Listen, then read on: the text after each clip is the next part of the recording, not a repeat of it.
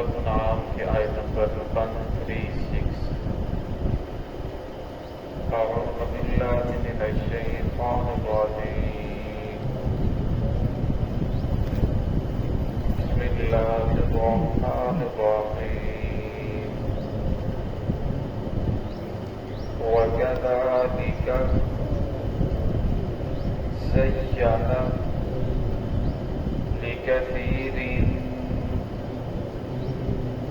من المشركين قتل أولادهم شركاؤهم ليردوهم وليلبسوا عليهم دينهم ولو شاء الله ما فعلوه فذرهم وما يفترون وقالوا هذه أنعام وحرث حجر لا يطعمها إلا من نشاء بزعمهم وأنعام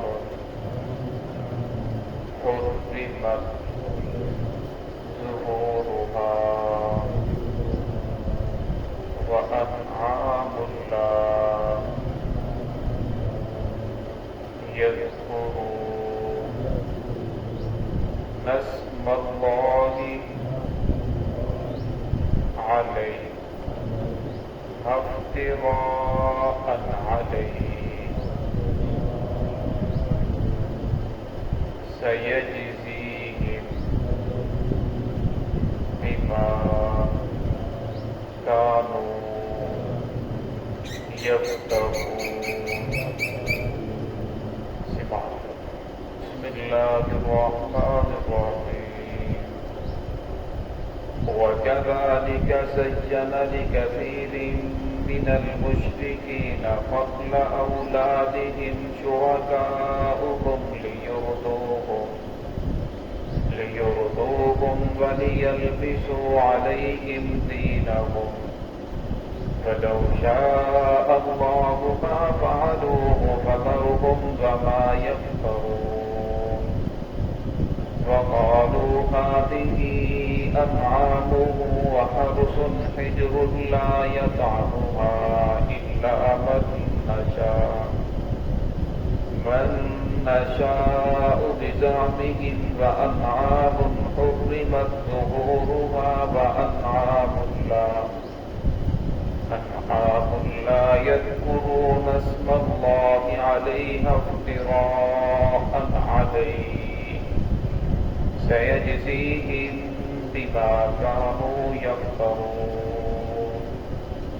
وكذلك زين، اسی طرح مزین کیا لکثیر من المشرکین، بہت سارے مشرکین کے لیے قتل اولادہم، اپنی اولادوں کو قتل کرنا،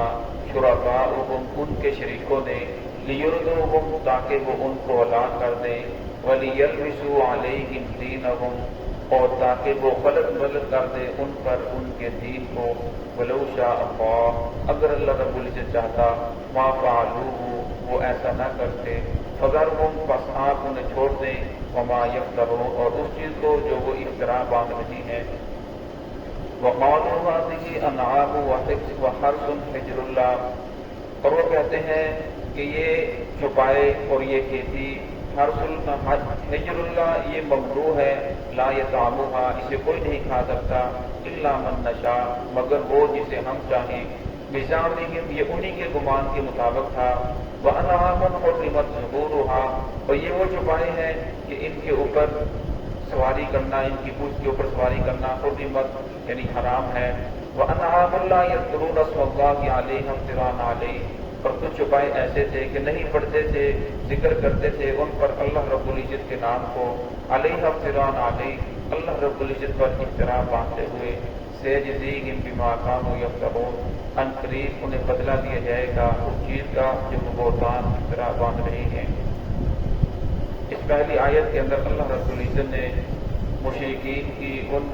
बीमारी को, उन खसलत को बयान फरमाया कि जो उनके यहाँ ये रस्म मशहूर थी कि जो भी बच्चा पैदा हो, जब बच्चे 10 हो जाएं तो 10वें बच्चे को अल्लाह रब्बुल इज्जत के नाम पर ज़िबा करते थे। जिस तरह इमामुल अंबिया महबूब किबरिया हज़रत मोहम्मद रसूलुल्लाह सल्लल्लाहु अलैहि वसल्लम के वालिद जब हज़रत अब्दुल्ला पैदा हुए तो ये 10वें बेटे थे। तो आप सल्लम के दादा अब्दुल मुतलिब ने ये मन्नत मानी हुई थी कि जब मेरा 10वां बेटा पैदा होगा तो उसे अल्लाह के नाम से ज़िबा कर दूंगा। तो अब्दुल्ला ये बहुत ज्यादा खूबसूरत थे, और जब ये थोड़े से बड़े हुए तो उन्होंने सोचा कि मैंने तो अपनी मन्नत को पूरा करना है जो मैंने मानी हुई थी। तो आप जो आप सल्लम की फूफियां थी वो आड़े आ गई, वो कहने लगी कि अपने भाई को हम तो कत्ल करने नहीं देंगे, लिहाजा आप इसके बदले में ऊँटों को कत्ल कर दें। तो फिर ऐसा ही किया, 10 को ज़िबा किया, फिर 20 को, फिर 30 को, फिर 40 को, बार बार कुर्रा डालते रहे तो कुर्रा हज़रत अब्दुल्ला के नाम ही निकलता रहा। फिर जब 100 ऊँटों को ज़िबा किया तो फिर जाकर जो कुर्रा था वो ऊँटों के नाम निकला। तो तब जाकर हज़रत अब्दुल्ला को छोड़ा, वरना हज़रत अब्दुल्ला को ज़िबा करने लगे थे अल्लाह रब्बुल इज्जत के नाम पर। तो उनके यहाँ ये रस्म चल पड़ी थी कि जिस आदमी के 10 बच्चे हो जाए तो जो 10वां होगा उसे अल्लाह रब्बुल इज्जत के नाम के ऊपर ज़िबा कर दिया जाएगा। और उनके यहाँ एक और दूसरी रस्म ये थी कि अगर बुतों के नाम पर अपने औलाद को ज़िबा कर दिया जाए तो कत्ल कर दिया जाए, तो फरमाया इससे अल्लाह रब्बुल इज्जत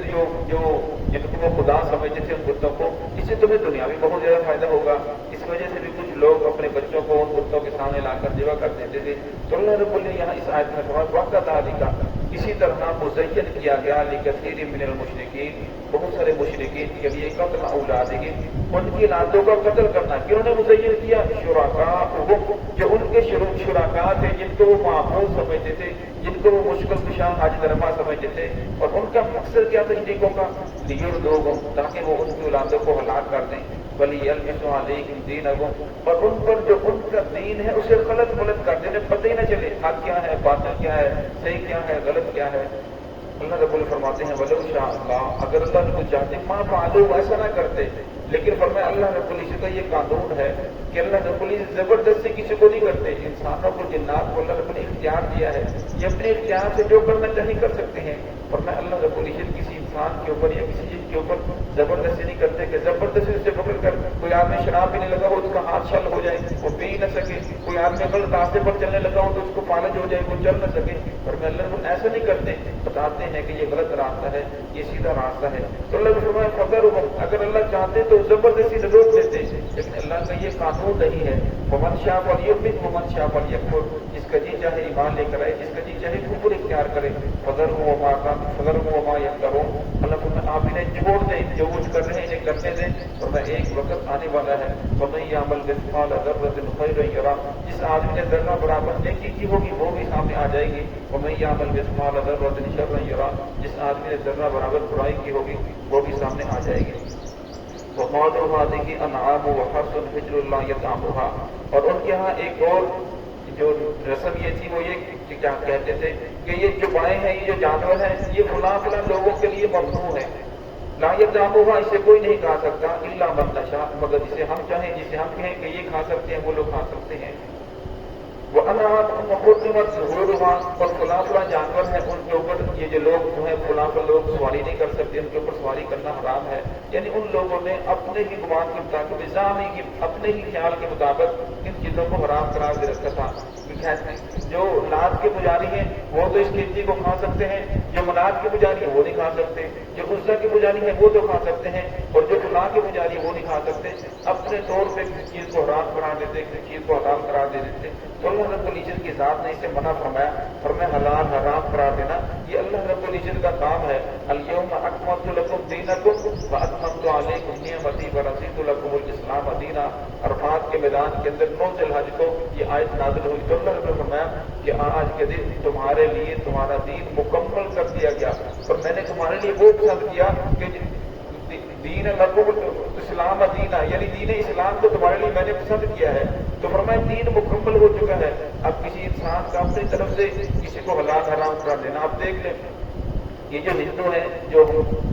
سب رسومات کرتے ہیں، فلاں دیوی کے پاس جاتے ہیں، فلاں دن جانا ہے اس لیے کہ وہاں جائیں گے تو رزق کے اندر برکت آئے گی، فلاں دیوتا کے پاس جائیں گے تو بارش برسائے گا، فلاں کے پاس جائیں گے تو اولاد ملے گی، فلاں کے پاس جائیں گے تو یہ تو فرمایا جو رسومات اس دور کے اندر چل رہی تھی تو آج کل بھی وہی چل رہی ہیں۔ ہم دیکھتے ہیں قرآن پاک کی جو آیات نازل ہوتی ہیں، ہم کہتے ہیں کہ یہ جو آیات اچھا یہ تو کفار کے بارے میں ہے، جو نیکی کے بارے میں کہتے ہیں اچھا یہ صحابہ کے بارے میں ہے۔ اب جو آیات نیکی کے بارے میں ہے وہ صحابہ کے بارے میں ہم کہتے ہیں، تو لیکن اگر ہم ان کے اوپر عمل کریں تو اللہ رب العزت نے جو انعامات صحابہ کو عطا فرمایا تو وہی انعامات اللہ رب العزت امت محمدیہ کو ان لوگوں کو بھی اللہ عطا فرمائیں گے۔ تو اس لیے فرمایا کہ جو کفار برقہ نہیں ہے، جو لوگوں نے اگرچہ شان نزول خاص ہے لیکن قرآن پاک کا اصول یہ ہے کہ اس کا حکم عام ہوتا ہے۔ فرمایا اگر آج کے دور کے اندر بھی لوگ وہی رسومات کریں جو اس دور کے اندر کرتی تھی تو فرمایا پھر یہ جو آیات ہیں ان کے اوپر بھی پھٹائیں گی اور وہ بھی لوگ ان آیات کے نظامات کے مجھ سے ہوتے چلے جائیں گے۔ آج ہم دیکھتے ہیں کہ بہت سارے لوگ وہ مزار کے اوپر جانے کو ضروری سمجھ لیتے ہیں، اگر فلاں دن نہ گئے تو میرا تو فلاں نقصان ہو جائے گا، اگر فلاں دن میں نے فلاں مزار کے اوپر نہ گیا تو یہ جانور کو اگر اسی جگہ پہ جا کر ذبح نہ کیا تو لہذا میرے تو اولاد نہیں ہوگی، میرے تو بچے کو فلاں بیماری ہو جائے گی۔ اگر کسی وجہ سے وہ وہاں کسی مجبوری کی وجہ سے وہ وہاں نہیں جا سکتا تو پھر گھر کے اندر کوئی پریشانی آ جاتی ہے، اللہ رب العزت کی طرف سے لوگ سارے کہتے ہیں کہ تو نے فلاں دن جانا تھا نہیں گیا یہ اس کی وجہ سے ہے۔ فرمایا یہی چیز شرک ہے، اللہ رب العزت کے علاوہ کسی اور کو اپنے نفع نقصان کا مالک سمجھ لینا، فرمایا یہی چیز شرک ہے۔ اس دور کے اندر بھی شرک یہی تھا کہ وہ لوگ سمجھتے تھے، اور آج کے دور کے اندر بھی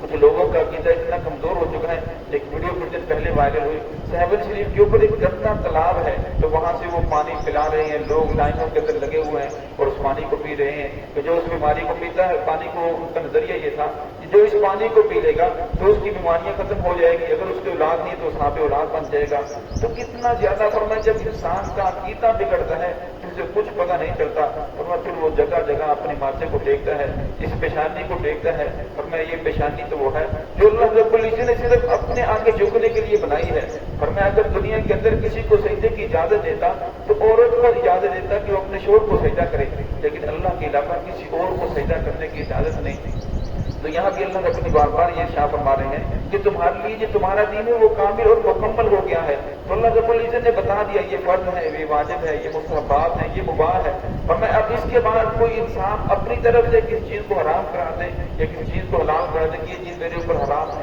یہ چیز میرے لیے حلال ہے، تو فرمایا وہ دین کے اندر زیادتی کرنے والا ہے، اور جو دین کے اندر زیادتی کرنے والا ہوگا تو اس کو فرمایا پکڑ کے اندر آ جائے گا۔ تو یہاں بھی فرمایا لا یذکرون اسم اللہ علیہ افتراء علیہ، کہ کچھ جانور ایسے ہیں جن کے اوپر وہ اللہ کا نام ذکر نہیں کرتے، کیونکہ وہ کہتے ہیں